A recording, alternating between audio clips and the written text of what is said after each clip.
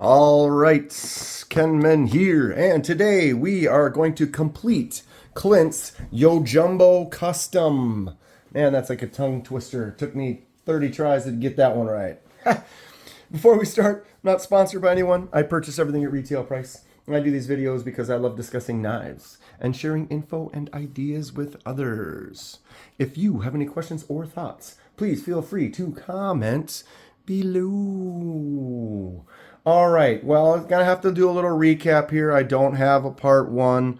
I do lives on Thursday night from 6 to 9 approximately Central Standard Time. It actually usually goes till about 10. And Clint wanted to get some custom work done to his Yojumbo. He sent it to me, and I ended up doing the unboxing live on one of those nights, and so I didn't record it for a video. So we've got it here. It's already got its completed anodized job. What do we think? Looks really cool. But what I'm going to do right now real quick is I'm going to go back and just give you a couple little recap pics and videos of the process of cleaning it up, getting rid of some of the scratches, and then doing the anodize. So we're going to go ahead and watch that now, and then we'll come back here. So I noticed these scales have quite a few scratches on them, and the other one has some spots from the pocket clip. All these little marks and imperfections will show through when we do the anodizing process. So what I'm going to need to do is clean that up as best I can. So we're going to sandblast them right now. And here they are finished. Now we have a smoother surface. You can kind of see, got rid of those scratches, got rid of those imperfections. There's a little spot right there. I'm going to clean that one off before we actually do the ano. But got them mostly ready to go. Going to do one more blast, get them ready for that anodize.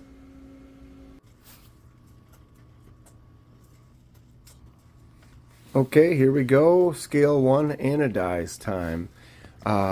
If you haven't seen this process before, the way it works is we're going to run a current through the titanium, and as it goes through the spectrum, you'll see the colors kind of start to shift and change. Each spectrum kind of represents one of those different colors. So you pick the color that you want it to go to, you set the machine to that spectrum. The positive current is going through the tweezers holding the part, then through the liquid. You can see the plate at the back. That is where the negative current is, so that current is able to flow through the entire piece. And as you can see that spectrum change, you can see the color change. We're going to start removing it now. So the part as it's in the liquid is still continuing to change, but as it was removed, it did not change anymore because it's no longer in it. Here we are with side 2. We get to watch the whole process again. So those lower spectrums, you see this gold start to come through, and that kind of fades into this darker purple. It's really neat. So if you wanted it to be that purple, you just yank it out right there and the whole thing would be as it is. It's also interesting to see all the bubbles, the reaction kind of going through that liquid in that plate at the back. So like I said, we're trying to do a little fade. And so what we're going to do with the fade is when we see the initial part achieve the color we want, that's when we start removing it. And as you remove it, once it's out, it will no longer change, but whatever is still in the liquid will continue to change. So here we are, we're getting close, pulling out that purple. It's starting to go blue. You can see the shift, and another little pull, lighter blue, almost kind of going to a teal at the end. There we have it, a couple completed scales. If you notice, there's still a couple little imperfections and scratches. That's just the way that titanium works. Any, like I said, little imperfections and stuff, even though I haven't touched it yet, there are a couple you can see on that bottom one, a few little teeny little just scratches that you can't really avoid. But when you look at it like this right here, they look real nice and clean.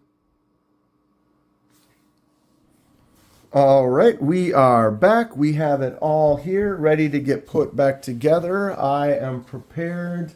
Let's see if this goes right. So yeah, when I put it back together the first time, I slipped and put a little scratch on the anodize and was unhappy with myself. And it wasn't that big, but I knew that if I would have sent a picture of it to Clint and said, hey, what do you think?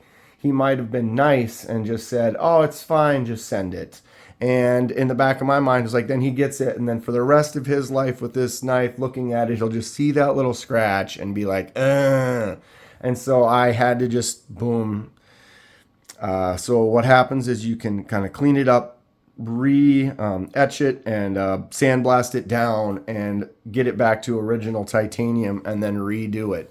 Long story short, after redoing it, it looked really good the first time around. I did it, showed the photos to Clint, and he accepted it. He said, "Yep, I like it. Send it. Looks good."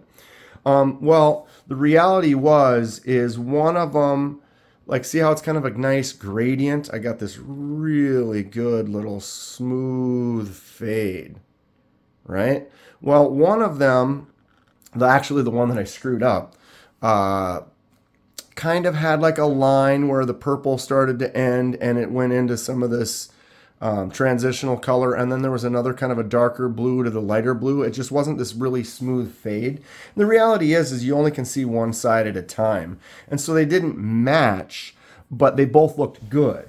In this case now, I think they match almost identical. The mirror qualities of that, I'm trying not to touch them because I'm trying to keep them pristine, so when Clint gets it back, it's still as perfect as could be. But just the way that the fade ended up on this final job, I just very happy with it. It is awesome. Excited. Let's get it back together. Let's not damage it. Take a breath. Okay, we ready? Let's see if we can do this. I'm going to put some gloves on. So titanium, when you anodize it, when you start touching it, those oils on your hands will kind of leave little marks, kind of dull it up. You can clean it and rinse it off and kind of bring it back to this nice shine. But since it's new, it's not mine, I'm sending it off to Clint. I want to keep it as clean and perfect as it is now. So these gloves will prevent those fingerprints from happening. Now I can carefully get in here, set it on there. When we took this apart, we were careful and we kind of left it partially together so that it would be easier to put back together. Long story short, with that lock in there, and since the middle kind of stayed intact as a unit, we opted to just leave the middle part together. Sorry, I'm trying to drop these screws in here as delicately as possible so that we don't accidentally make anything scratched. Like that, careful.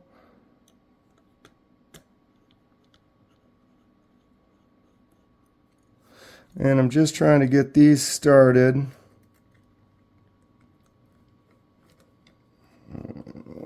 Okay, looks like I need to get a little tweezers. The thing with this particular model, the spacers just kind of hang out. There isn't really a groove that you can get them in. There we go. So those spacers are just basically sliding around in there in between the scales, and they just want to slide out. So that's kind of why I'm doing this, laying it down so that those two barrel spacers in there don't slide away. I think it's going to work. Shoot. Apologize for the delicate nature of the rebuild for this one, but as you can see, it is deserving. Anybody have a Yojumbo out there? This thing is a beast. I really like it. I don't really have, or I actually don't have any Spydercos in my collection.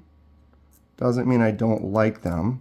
Most of them tend to be a little more expensive, and I would like to get one of these compression locks.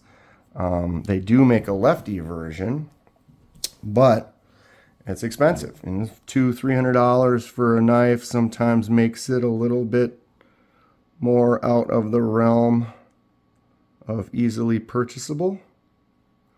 All right. We are making moves. Making moves. What's everyone think about anodized titanium? It looks really cool. It definitely changes the nature of the knife, makes it a little more delicate. You don't want to, you know, some people will turn them into safe queens and then never really touch them and only kind of take them out, handle them with gloves, and just keep them pristine. Some will say, oh, well, that's my knife, I'm going to carry it. And what happens is, like, I have a piece, or I have a knife right here. This was kind of a brighter blue. If you look in some of the creases where it's a little bit shinier blue, that's kind of what it used to be, like right inside there.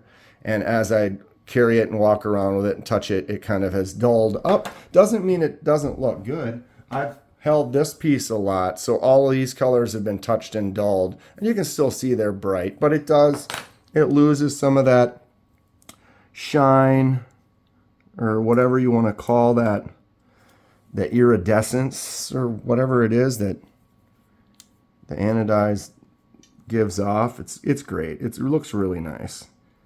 Definitely class up a knife with it. I've been messing around with some different designs and stuff, and did some laser removal for MPG's knife. I'll put a link for that video down in the description if you want to check that one out. But that was cool because we did a pattern, and then I laser removaled back to the titanium on sections, and then we anodized it again to give it a two-tone. So this is like a fade of multicolors, but hers was basically a pattern. And yeah, check out the video if you're interested in that. Okay, we're almost there. When you put a knife back together, you got to be careful about centering. I tightened the pivot down completely, and now I'm kind of going around and tightening everything else up.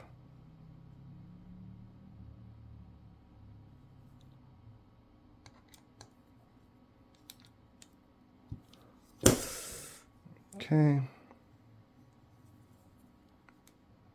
We're good. Wow. Okay. Let's tighten these down.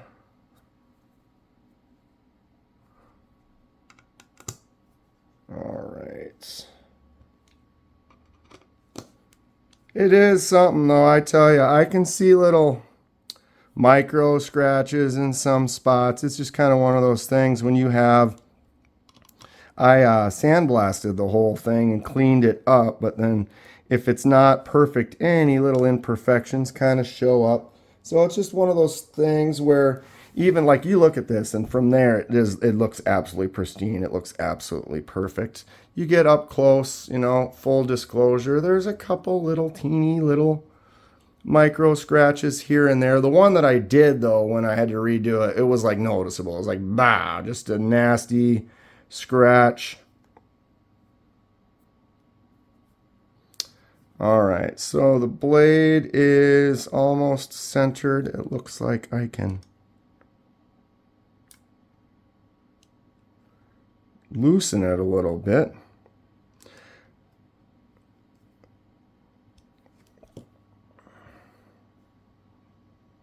Actually, I still can loosen it a little bit more. All right. There we are.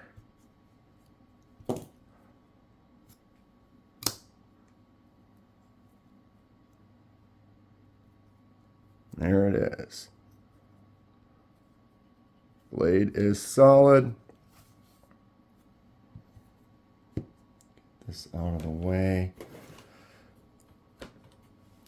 I'm not sure. I forgot to message Clint on how he wanted his pocket clip. He's probably going to want it on the right side, but you could do tip up, tip down. I think I'm just going to leave it off for now. Basically trying to only hold the blade just because I'm sweating and nervous, and any little marks I touch it, it's just going to make it look a little more dirty. and I'm trying to keep it perfect here. But here is the, you can see it, I'm getting on the blade. All right, here is the final product. Get that out of the way. What do we think?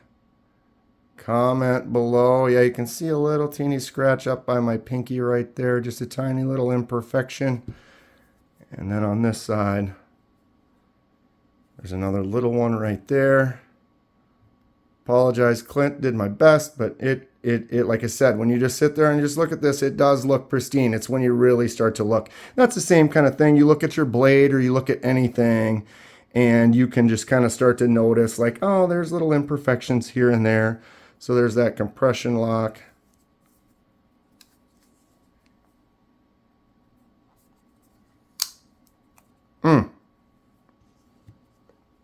All right, there it is. Let me zoom in on this a little bit here if I can. Yojumbo, a huge knife. Really fun to do. Like I said, it made me a little nervous because of the nature of it, the quality of the knife, the cost of the materials. The reality is, though, is the titanium, you can always clean it up, blast it down, and then redo it. Or just leave it or do something different. So it's kind of one of those things, you know, Clint could get this, have it for a while, and then be like, yeah, you know, Kenman, let me send it back and let's do the whole thing in gold or whatever. You know, it doesn't mean this is it forever. It does look cool, though. I'm pretty happy with it. I hope Clint is as well. Like I said, I showed him some photos, and he did approve. There's the other side. And get some different angles of that. See how it's nice and purple up here? You see that? Oh, come on, focus. See that fade? If I can get it to focus. You turn it sideways and it starts to just drop out.